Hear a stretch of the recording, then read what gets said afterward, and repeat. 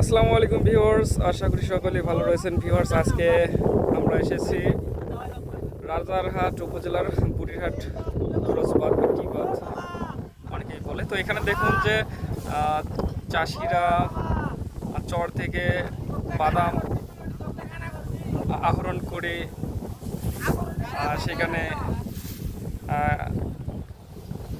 জড়ো করতেছে। এদিকে দেখুন যে অসংখ্য বাদাম কিন্তু পিকআপ ভ্যানে করে নিয়ে যাওয়া হবে। তো এই চর অঞ্চলে কিন্তু প্রতি বছর অনেক মেট্রিক টন বাদাম কিন্তু উৎপাদন হয়।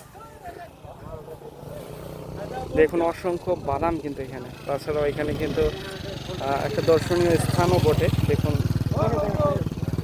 বিভিন্ন ধরনের দোকানপাট আছে এখানে। দেখুন বাদামের সাইজগুলো দেখুন অসাধারণ, এবং সাইজগুলো দেখুন অনেক বড় বড়। তো এই চর অঞ্চল থেকেই কিন্তু বাদামগুলো বাংলাদেশের সব জায়গায় কিন্তু যায়, আর সেখান থেকেই সকল ক্রেতাগণ কিন্তু এই বাদামগুলো কিনে খায়।